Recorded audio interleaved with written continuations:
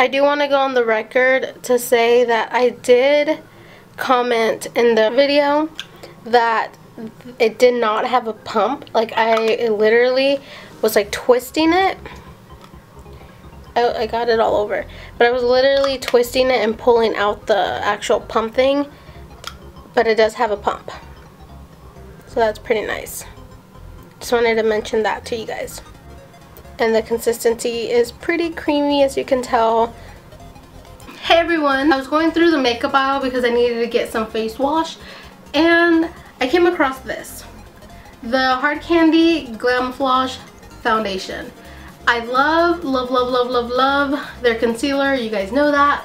And when I saw this, I was like, yes, please. Like, I want to see if it works as good as the concealer and if it's heavy duty like concealer. Like, I'm expecting Kat Von D Lock-It foundation. I'm expecting that kind of foundation, if that makes sense. Like, really heavy duty, really good coverage, you know, full coverage, everything.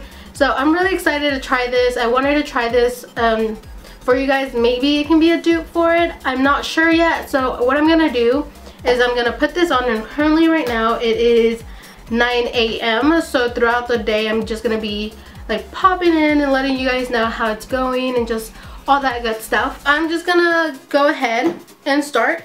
I'm gonna put my hair back. I still haven't even opened it. The packaging is pretty. Really? And it's that packaging that leaves it sticky, so that's a big no-no in my book. But what I'm gonna do, I'm gonna prime half of my face and then not prime the other half to see how it plays out throughout the day, how it applies with primer. This side is the one with the primer, obviously. Then I'm gonna let that sit for a bit, and then I'm just gonna start on this side, see how this plays out. I did get shade 936, which is medium tans. And I am using a Real Techniques buffering brush to apply this, as always.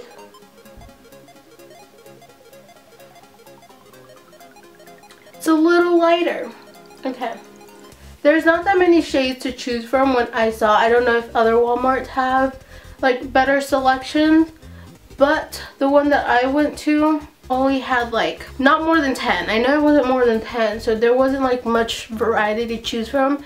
I mean, it's looking pretty good so far. This is the unprimed side, and it's pretty full coverage. Like, it's covering, like right here I have a lot of little acne things going on, and it is covering it pretty well. What does it say on the back? Transforming liquid powder foundation, okay, that absorbs oils, camouflages imperfections, and delivers a long-lasting velvet finish. So it's not matte, but it's not dewy either. This skin perfecting fluid contains superfine pigments for seamlessly full coverage. Okay, full coverage without looking caked on. Let's see if that's true. Infused with kaolin clay for exceptional wear and oil absorption. Oily skin. Skin retains natural moisture for 12 hours of flawless perfection and transfer resistance. Pairs perfectly with our Glamoflauge concealers for extra coverage power. Let me do the other side. Like, you can see, like, I have this kind of thing going on this side, and it's kind of like non-existent on that side. So let's see. As for the consistency, it's liquidy, so it's not like the Kat Von D one where it's like more thick. So the consistency isn't as thick as the Kat Von D, like I was saying. Like, maybe it's a dupe for it, but I mean, the coverage is pretty freaking good. So far, I'm not noticing any difference in like application wise. I got a shade way too light for me. That's fine though. I'll fix it in a second. So on this side, I did cover it pretty much, but there's still some showing. So it is, I would say it's pretty full coverage to some extent, because obviously you can still see kind of my acne scars there a little bit. I mean, it's not horrible, but it's also not like amazing. Let me do a close-up for you guys so you know what I'm talking about. I feel like it's a little cakey. Like, maybe I put too much on. So I mean, like, you can still see a little bit of my acne there on this side. It's kind of covered. You can still see some. the finish of it, it's like starting, it like really clung to these little parts of my face. So I don't know what the deal is with that. So, and I tried to blend them out. You guys have seen me kind of like doing this. So maybe it worked better with like a sponge rather than a brush. I'm not sure. You can probably try it out. I'm gonna go ahead and apply the Glamoflauge concealer in this area right here and see how well it blends in together. I'm just gonna keep a close-up so you guys can see how it's blending out. I'm not gonna use this to conceal under my eyes because I don't really need it. I don't need like super heavy duty.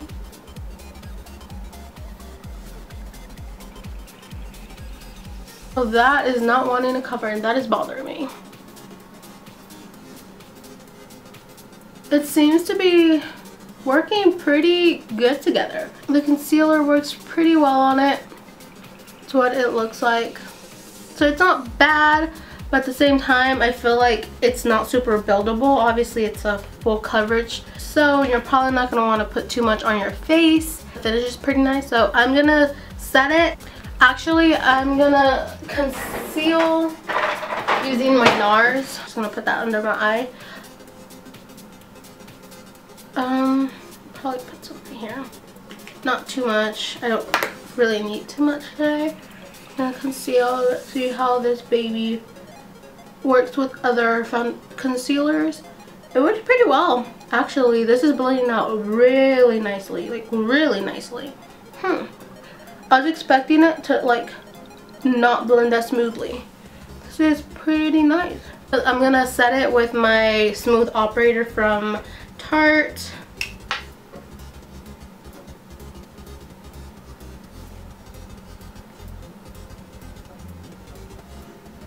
I'm gonna set with my usual, my NYX Stay Matte but not flat. I'm just gonna, this is a little bit darker, so I need this because I got a shade that was way too light for me.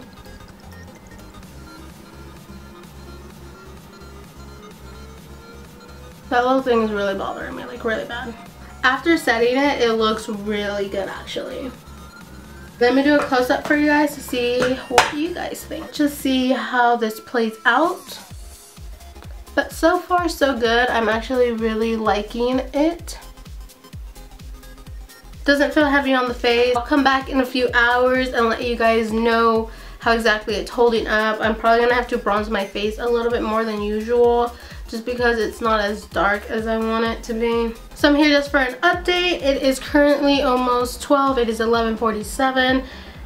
It's been a while since I did my makeup. Well, since I did my foundation, I did my makeup and then I recorded a video. Then I took pictures and then I Snapchatted. And then I've been on Instagram. So it's been almost 3 hours since I did the foundation. What I've noticed so far, it's actually starting to disappear on my nose. Like it's coming, it's a little streaky now. Everywhere else on my nose is starting to bunch up a little bit. On this side, not on this side very much. Just on this side. So the nose area is my problem area for this foundation. Other than that, and then it's starting to pile up right here. That could be me putting on too much. So I'm gonna say this is me putting on too much and it's starting to like pile on there. So go light-handed. Everything else seems completely fine.